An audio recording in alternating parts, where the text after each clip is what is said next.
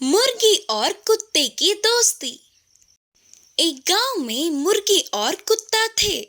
उन दोनों के मालिक एक ही होने पर दोनों के बीच अच्छी दोस्ती हुई। वो दोनों गांव में साथ ही घूमते थे और साथ ही खाना भी खाते थे। उनकी दोस्ती को देख गांव के बाकी के पशु पक्षी चौंक जाते थे। एक दिन मुर्गी और कुत्ता पास के जंगल में घूमने गए और जंगल में बहुत देर तक मजे से घूमे। जंगल को पहली बार देखने पर उन दोनों को बहुत खुशी मिली। ऐसे मजे में सब कुछ भूलकर जा रहे थे तो शाम ढल गई। तब मुर्गी ने कहा, अरे रे, रात हो गई, हमने तो ध्यान ही नहीं दिया। अब हम क्या करेंगे? अगर जंगली जानवर आएंगे तो हम क्या करें? सोचकर मुर्गी चतुरता से एक पेड़ के डाल पर चढ़ के बैठ गई और कुत्ता पेड़ के छाल में छुप गया। कुछ देर बाद एक लोमड़ी उसी तरफ आई। खाने के लिए कुछ तो मिलेगा ही करके बहुत देर तक वही बैठी रही। अब उधर रुककर कोई फायदा नहीं करके जाने वाले लोमड़ी को पेड़ पे बैठी मुर्गी दिखी। लोमड़ी ने मुर्गी से पूछा, मुर्गी, मेरे लिए एक गाना गाओ ना। तब मुर्गी ने गाना गाया। अपने दोस्त की आवाज सुनते ही कुछ तो खतरा है करके पेड़ के छाल में छुपा कुत्ता सतर्क हुआ। फिर लोमड़ी ने कहा, मुर्गी, अच्छी सी मुर्गी, नीचे आकर गाना गाओ ना, मैं तुम्हें एक अच्छा सा तोहफा दूंगी। लोमड़ी के चाल को मुर्गी समझ गई और बोली, लोमड़ी मामू, मेरे पैरों में दर्द है, मैं अब नहीं उतर सकूंगी। मेरे दोस्त उस पेड़ के छाल में हैं, उससे पूछ लो गाना गाने के लिए।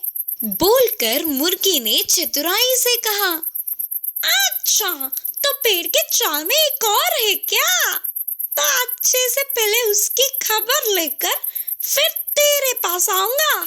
सोचकर लोमड़ी खुशी से पेड़ के छाल में अपना मुंह रखा तो अंदर के कुत्ते ने लोमड़ी को जोर से काटा। मैं मर गया रे, अरे मैं तो मर गया रे बाबा, बोलकर चिल्लाती हुई लोमड़ी उधर से भाग गई।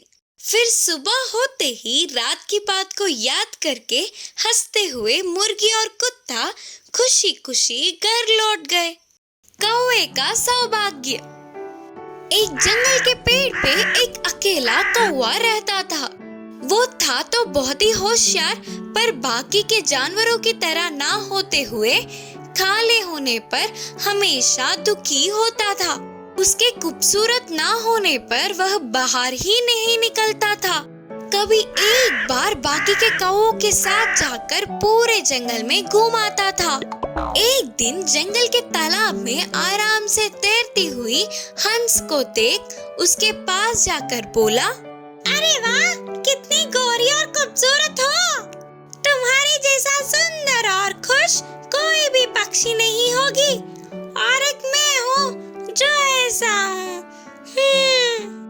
बोलते हुए अपने आप को कोसने लगा।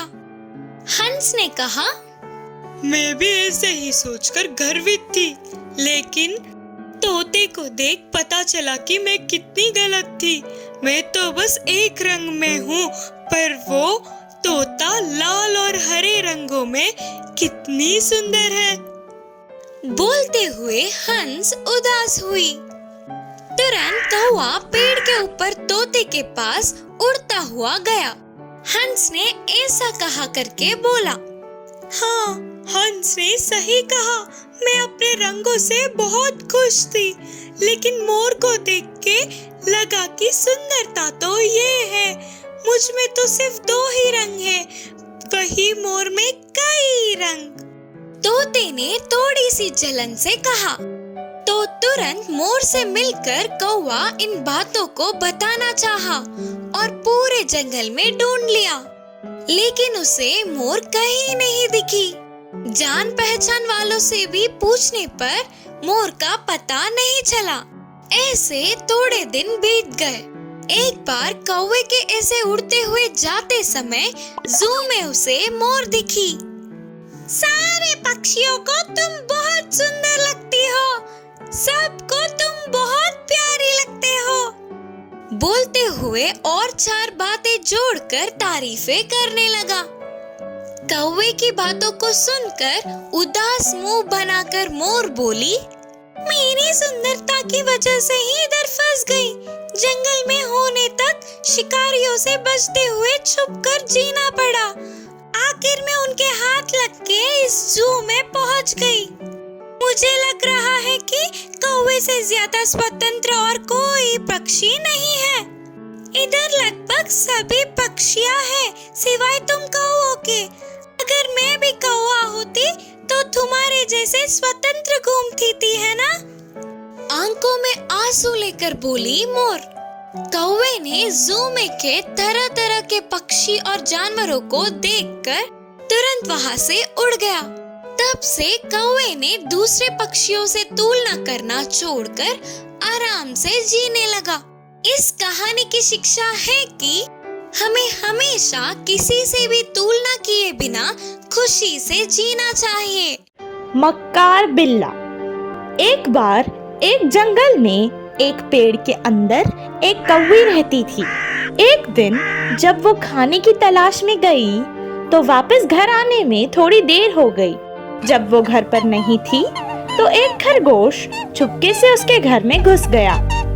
जब वो वापस अपने घर आई तो खरगोश को देखकर हैरान हो गई और पूछने लगी, तुम कौन हो और यहाँ मेरे घर में क्या कर रहे हो? ये मेरा घर है। जब मैं यहाँ नहीं थी तो तुम चुपके से मेरे घर में घुस आए। चलो अब जाओ यहाँ से। खरगोश ने जवाब दिया, इस जंगल में पेड़ पौधे नदी जमीन सब किसी एक का नहीं, सबका है। जो यहाँ पहले आया वह यहाँ रहेगा।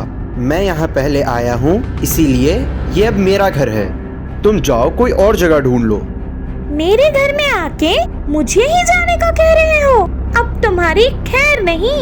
एक आखिरी बार कहती हूँ, जाओ यहाँ से वरना तुम नहीं बचोगे। ठीक है, चलो देखते हैं कि कौन ज्यादा ताकतवर है। चलो किसी से इसका इंसाफ कराते हैं। ठीक है। पास ही में एक बिल्ला रहता है, वो हर किसी का इंसाफ करता है। चलो उसके पास चलते हैं। क्या कहा तुमने? बिल्ली?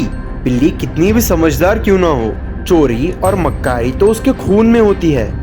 बिल्ली तो जानी ही जाती है मक्कारी से, और तुम चाहते हो कि मेरा इंसाफ एक बिल्ली करे? ऐसा कभी नहीं हो सकता। एक बार फिर से सोच लो। शायद तुम उसके अक्लमंदी और इंसाफ के बारे में नहीं जानते। इस जंगल में सभी लोगों की परेशानियां उसी ने हल की है। तुम मेरी बात मानो और चलो उसके पास। खरगोश ना चाहते हुए भी वहां जाने के लिए राजी हो गया। वो दोनों बिल्ली के पास गए और सारी समस्या उसे सुनाकर उससे न्याय मांगने लगे। मैं बहुत बूढ़ा हो गया हूँ और मुझे अब कम सुनाई और दिखाई देता है। तुम्हें जो भी कहना है मेरे पास आकर कहो। वो दोनों उसके पास फिर से गए और सारी समस्या उसे फिर से सुनाने लगे और उससे पूछने लगे कि पेड़ के अंदर कौन रहेगा और कौन दूसरी जगह रहेगा। तभी बिल्ली ने कहा, मेरे प्यारे दोस्तों, ने भी अच्छे से रह लो। आखिर एक दिन सभी को मरना है।